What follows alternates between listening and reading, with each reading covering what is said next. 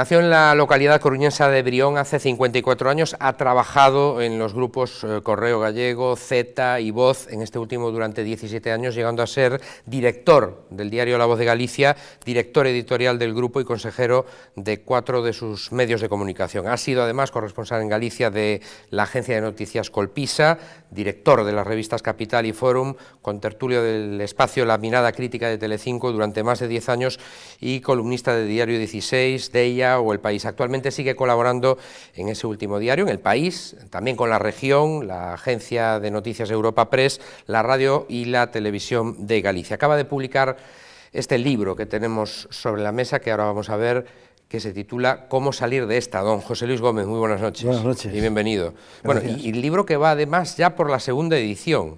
Nos la ha traído usted fresquita porque se ha agotado la primera y ya esta segunda edición de 1000 ejemplares más. Da la impresión de que el tema debe tener interés, no creo que sea por el autor. Sí. Yo creo que esto de la crisis motiva mucho a la gente y bueno, no deja de ser una mala señal, lógicamente a mí me satisface mucho. Las dos cosas, el autor también tiene interés. Hay que ver, don José Luis, cómo han cambiado las cosas desde que escribió usted aquel manual básico de economía en gallego, Eran otros tiempos, ¿no? Eran tiempos de economía en expansión, eran tiempos de expectativas, de ilusión, ahora son tiempos de crisis, de recesión, justo lo contrario. Ahora entramos al detalle, pero ¿quién debe leer su libro? ¿Los profesionales o directivos de la banca, los ciudadanos de a pie, los políticos que nos gobiernan, empresarios o todos a la vez? Bueno, yo el libro lo he hecho para todo el mundo, lo he hecho con un lenguaje periodístico y lo he hecho de manera que sea comprensible por cualquier persona. No se requiere una formación especializada para leer el libro, intento explicar mucho todos los conceptos y escribir un poco como hago pues, en los medios que antes mencionaba, es decir, que es el libro de un periodista, no de un técnico. No de un economista. No, es un libro de un periodista. Y antes de nada, para empezar, según su criterio, ¿esta crisis es coyuntural o estructural? Bueno, esta crisis es una crisis estructural, ¿no? De un calado extraordinario en el que realmente se solapan, digamos que, varias crisis. La crisis financiera que importamos de Estados Unidos, la crisis derivada de todos los problemas de la construcción y del sector inmobiliario, y la crisis de la deuda privada y de la deuda pública.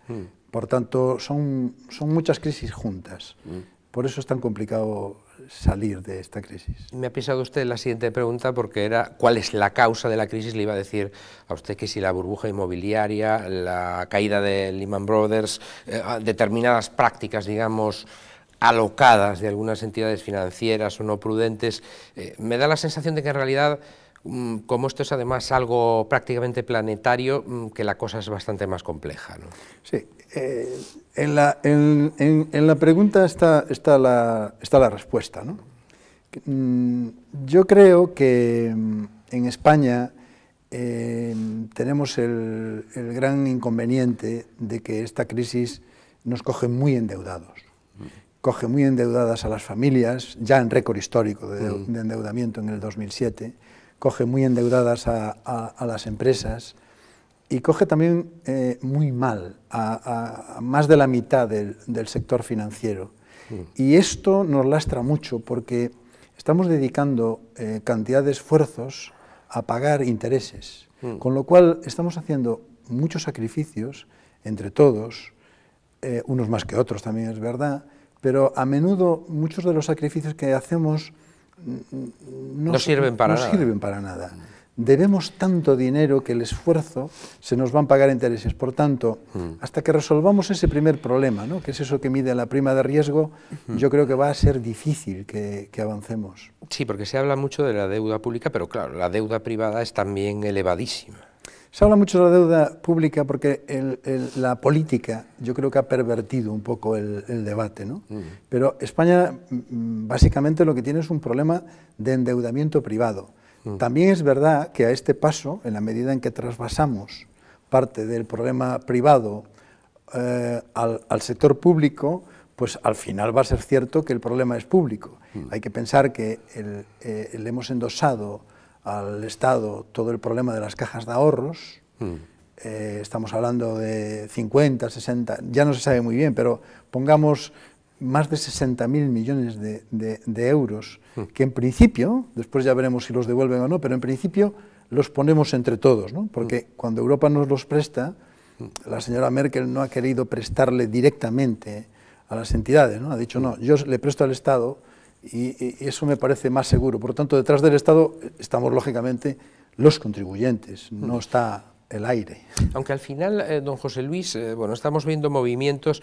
Hace semanas comentaba yo con un amigo que me daba la sensación de que Europa, tarde o temprano, que es la única que tiene dinero, tendría que dar dinero a España a fondo perdido. Hemos visto una primera muestra, tal vez, con esos fondos para compensar a los países que tienen un elevado desempleo, sobre todo juvenil, y entre ellos, sobre todo, España, que se va a llevar el 30% de esas ayudas. ¿No cree usted que al final llegará el dinero de Europa por un camino y España le dará por otro a las entidades financieras? Yo creo que algo de eso va a pasar porque España, por sí sola, va a ser muy difícil que salga de esta. Y España es un país muy grande y muy importante en Europa y en el mundo. Por lo tanto, también es al mismo tiempo un gran mercado. Yo creo que en el momento en el que los alemanes hagan la cuenta, ¿no?, de cuánto perdemos de vender, es decir, cuántos Mercedes, Audis y BMWs perdemos de vender en España por esta política y cuánto dejaríamos de perder si aplicamos esta otra, en ese momento, cuando a ellos les salgan las cuentas, no a nosotros, yo creo que nos echarán una mano. Y ellos pueden, la verdad es que sí, es decir, ¿Alemania tiene margen de actuación? Lo tiene. Por lo menos todavía, ¿no? ¿Qué problema tendría? Pues que si nos ayuda, es decir, si nos abarata, digamos que la financiación y refinanciación de los problemas que tenemos, porque tampoco nos va a regalar nada, no, generaría un poquito de inflación. Y eso tendrían que asumirlo ellos. Claro, ellos en principio no quieren, porque darle a la máquina de los billetes, que es lo que puede hacer solo ahora el Banco Central Europeo, no es gratis, genera inflación. Y claro, ellos no quieren pagar ese precio, pero podrían, por supuesto que sí. Yo tengo en ese sentido cierta confianza. Ahora bien, no solo salimos con ayuda, la ayuda la necesitamos, pero aquí hay que hacer muchos deberes. Y faltan muchos deberes por hacer. Decía usted que España es un gran mercado, es evidente, además, porque a pesar de la crisis tan profunda que estamos sufriendo, vemos que la inversión extranjera sigue teniendo a España como un caramelo rico. Sí, y cada vez más, ¿no? España se ha abaratado mucho. Ahora es un país ya que empieza a tener atractivo. Y en España no hay dinero, apenas hay dinero y estamos en crisis y lo vemos todo muy negro. Pero en el mundo hay muchísimo dinero, hay dinero fresco. En China hay dinero, en Japón hay dinero, en los países árabes hay dinero, en Rusia hay mucho dinero, pero también hay dinero en Brasil, hay dinero en México, hay dinero en Estados Unidos. Por tanto, vamos a ir viendo inversiones en España aprovechando la caída de los precios, tanto en la compra de compañías, de hecho ya hemos visto y estamos viendo muchas operaciones, cotizadas y no cotizadas, y vamos a ver también estas cosas que hace Amancio Ortega a veces, ¿no?, que se va de compras a París y compra los Campos Elíseos o va de compras a Londres. Veremos también cómo vienen aquí a comprar edificios emblemáticos algunos inversores extranjeros. Siempre que le entrevisto me pasa lo mismo, me cargo el guión y empiezo a seguir su conversación porque es mucho más interesante. No creo. ¿Usted cree que ese dinero español que se ha ido, me refiero a las grandes fortunas y a las medianas fortunas, a algunos puntos de interés para ellos como Luxemburgo, volverá? Volverá cuando España recupere el atractivo no solo, digamos, especulativo, sino el atractivo para lo que llamamos la inversión productiva. Pero en general, aunque vuelva el dinero que se fue, vamos a seguir necesitando financiación externa. España no genera lo suficiente para mantener una máquina que consume mucha gasolina y esa gasolina vamos a seguir tirando de ella de fuera. La clave está en si nos la prestan con más facilidad y sobre todo si nos la prestan a un interés más bajo, de tal modo que nosotros, produciendo a nuestro nivel, seamos capaces de devolver el dinero que nos van prestando. Volvamos a su libro. Dice usted que bueno, esta crisis que estamos padeciendo, entiendo que por el título, por cierto, usted tiene confianza en que saldremos de ella, ¿no? Yo creo que sí. Yo sí. Dice que tendremos que pagar un precio para salir. Ese precio, ¿qué precio es y quién lo va a pagar? Ese es un problema fundamental. Yo creo que de esta crisis saldríamos antes y mejor si pactásemos. Es decir, si el precio de esta crisis, que tiene un precio, porque básicamente, por resumirlo mucho, el Estado tenía unos ingresos en el año 2007, el último año que íbamos bien, y ahora tiene muchos menos ingresos. Por tanto, o bien se ajustan más los gastos, y esto ya no llega, se ve que no llega, o hay que recaudar más. Y para hacer, digamos que estas medidas que hay que tomar, España necesita una reforma fiscal en profundidad, España necesita saber bien qué quiere hacer con la educación y la sanidad en serio, qué quiere hacer con la investigación. Es decir, yo creo que esas cosas deberían pactarse políticamente, pero también socialmente y también económicamente. Es decir, si en España ahora hiciésemos pactos como se hicieron en otros momentos, en los que se implicó a la oposición, pero también a los sindicatos y a los empresarios, existiría un compromiso, de tal modo que cuando hacemos deberes, al menos sabríamos para qué los hacemos y con qué horizonte. No hay que olvidar que en España ya tenemos experiencias de este tipo, y muy positivas. La experiencia del pacto político ha dado buen resultado en la transición con los pactos de la Moncloa, que diseñó el profesor Fuentes Quintana, y en el momento en el que ingresamos en Europa. En ese momento también hubo ajustes en el naval, en el lácteo, en muchas cosas. Y el pacto y el compromiso dio buen resultado. Pero volviendo a quién pagará ese precio de la salida de la crisis, ya vemos a un actor que desde luego lo va a pagar, lo está pagando, los jóvenes. Los jóvenes y los trabajadores. Es decir, en España el impuesto que cayó en picado es el impuesto de sociedades, porque las empresas dejan de tener beneficios y apenas pagan a Hacienda. O dejan de existir. Claro. Y ya no pagan. Claro. Número gordo, 40.000 millones de ingresos en impuesto de sociedades. En el 2007, poco más de 15.000 el año pasado. Por tanto, todo ese hueco que nos deja la falta de recaudación de las sociedades, ¿cómo se compensa? Subiendo el IVA, subiendo el IRPF, subiendo los impuestos especiales. ¿Quién lo paga? Pues lo paga a menudo la gente que menos tiene, porque el IVA lo paga igual el parado sin prestación que botín. El IRPF lo paga el trabajador. Y con ese esfuerzo a veces de los que menos tienen, estamos intentando pagar incluso los problemas que originaron los que más tienen. Y yo creo que ahí cabe pacto para que al menos el reparto sea un poquito más justo, que haya también más solidaridad. Por eso insisto tanto en abanderar que haya pacto. Ya sé que a estos momentos parece imposible. Parece imposible, sí. Parece imposible y seguramente lo es a día de hoy. Pero si tuviésemos perspectiva de las cosas, creo que habría que abanderar el pacto entre todos, como sea. Perspectiva y responsabilidad. También. Que falta bastante en política en este momento, y no es hacer demagogia. Siempre se ha dicho que de las crisis se sale con políticas monetarias o fiscales, o las dos.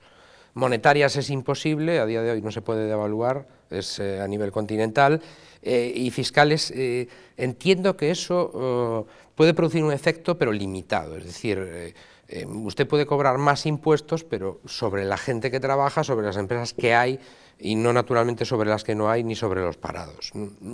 Le voy a ser sincero, de lo que estoy seguro es de que de esta situación no se puede salir solamente tampoco con políticas sociales. Cuando no hay un duro en la caja del Estado, permitiendo que el déficit público siga creciendo, lo cual parece muy poco adecuado en este momento, o con un par de medidas más o menos simpáticas, y le llamo simpáticas tanto, no sé si usted está de acuerdo o no, tanto a la amnistía fiscal o a la mal llamada amnistía fiscal como al impuesto de grandes fortunas. Hay que hacer algo más, pero ¿qué? ¿Atraer inversión extranjera? ¿Cómo se hace? Pues hay que hacer una cosa que es de libro. Tenemos que acotar la economía sumergida. En España tenemos un 25% del PIB en economía sumergida. Pero, don José Luis, hay dos tipos, entiendo, de economía sumergida.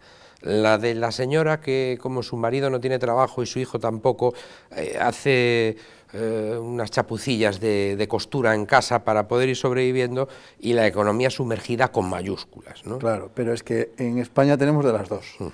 Y por situarnos, en B, en España, se mueven 250.000 millones de euros. Sí, eso es la cuarta parte de nuestra economía, que es de 1 billón de euros. Si nosotros, ya no digo que eliminásemos a cero la economía sumergida y el dinero B y la corrupción, que eso es imposible, pero si la situásemos en el nivel que tiene Alemania, que es alrededor de un 12%, es decir, en la mitad, claro, generaríamos muchos ingresos para las arcas del Estado. ¿Y dónde está la economía sumergida? El problema no es la señora costurera. El problema de la economía sumergida en España pues está en el narcotráfico, está en la prostitución, está en el mercado de alquileres, que se paga mucho en B, están muchas compraventas inmobiliarias, están muchos profesionales que no cobran con factura, está en la política, está en estas cosas raras que vemos que hay entre los partidos que gobiernan y las empresas que hacen contratas con los gobiernos y las administraciones. Es decir, tenemos un país que es, desde el punto de vista fiscal, poco serio. Estas cosas son más propias de países del tercer mundo que de un entorno europeo desarrollado y democrático. Por lo tanto, hay mucho que hacer ahí y si se quiere, se puede. En España hemos demostrado en otros momentos. En España durante la dictadura apenas había, digamos, que un Estado moderno fiscalmente hablando. Se hizo una transformación muy importante en la transición y dio magníficos resultados para todos.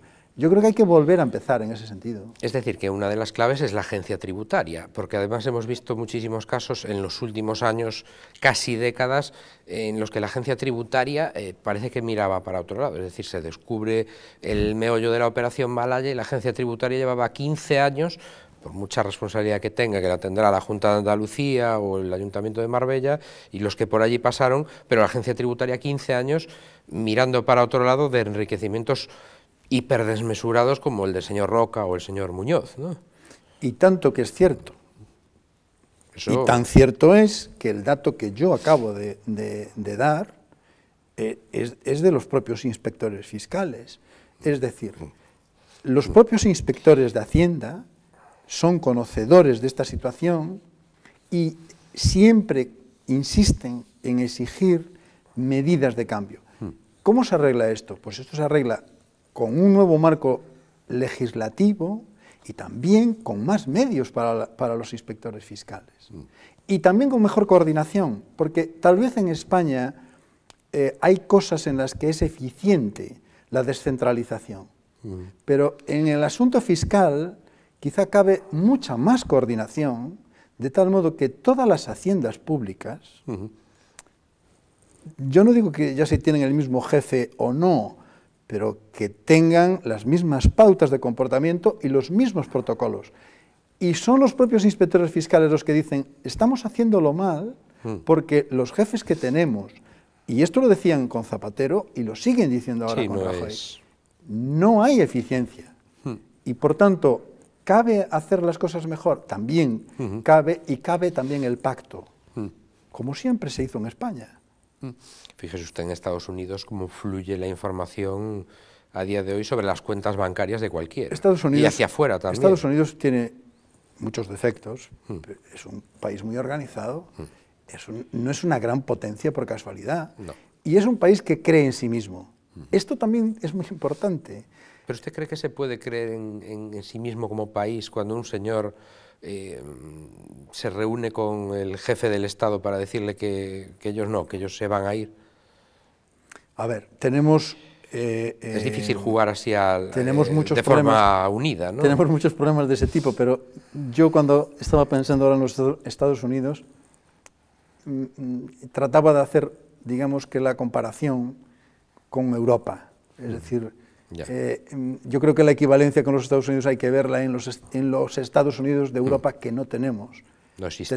Tenemos unos Estados Unidos en Europa con poquito presupuesto y encima lo están reduciendo, Estados Unidos tiene un gran presupuesto, tiene una concepción federal clara, tiene unidad de mercado, tiene estrategia común y Europa no. Y esto es un problema. Y las exportaciones también. En todo. Estrategia y tenemos conjunta. una moneda y no le damos soporte de otro tipo.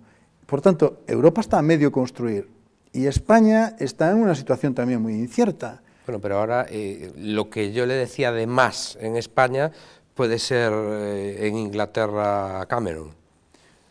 Aún encima. Sí, pero yo creo que al final, a ver, los ingleses dependen de una cosa que se llama la City, que es su principal contribución al Producto Interior Bruto. Hay maneras de apretar las tuercas ahí. Quiero decir, los ingleses pueden ir por libre hasta cierto punto. Pero los ingleses siempre andan enredando con esto de la Unión Europea, pero al final no acaban de irse tampoco. Esto es como lo de Escocia, es decir, bueno, sí, pero cuando dicen, bueno, pues entonces vamos a la independencia. Bueno, no, si podemos hablar. No. Es decir, yo creo que estas cosas forman parte de la tensión negociadora, pero no quería eludir la pregunta a la que se refería con lo demás. Puede ser inoportuno ese debate ahora, parece que sí, ¿no? Podría elegirse un mejor escenario para eso, porque ahora lo que toca es salir de esta, ¿no? Pero usted habla del pacto fiscal, no de aventuras que tienen un resultado incierto, ¿no?, a día de hoy. Bueno, yo lo que creo es que, más que creerlo, lo que veo y constato, es decir, Cataluña más o menos es el 20% del Producto Interior Bruto de España. Por tanto, puede considerarse que es el motor de la economía productiva española. Después está Madrid también, que es un motor, digamos, de la economía financiera, de los también seguros. Es cierto, don José Luis, que el 40% de lo que vende Cataluña fuera se lo vende a España, al resto de España. No, pero es que eso es así, claro. Eso es un juego de intereses. Claro. Pero lo que quiero decir es que Cataluña tiene suficiente masa crítica como para que nos tomemos en serio su importancia, digamos que en el conjunto de la economía española. Y si hay que buscarle un mejor encaje para que Cataluña vaya bien, eso va a repercutir en que España también va a ir bien. Por tanto, yo creo que es una negociación de suma, siempre lo fue. Y yo estoy convencido de que volverán las aguas a su cauce. Ahora, para que se produzca ese final pactado, negociado, seguramente antes se van a tensar mucho las cosas. El problema es que se tensen tanto las cosas justo en este momento, que es un momento difícil, es decir, puede haber otros momentos más propicios para debates de este calado que el actual. No nos queda tiempo ya, porque es sumamente interesante la conversación, pero esta no quería dejar de hacérsela. ¿Qué debe hacer el ciudadano medio, el que todavía tiene trabajo, tiene una nómina o un pequeño negocio, etcétera? Ahorrar, ser prudente, consumir, marcharse al extranjero, oriéntenos, porque muchos estamos perdidos.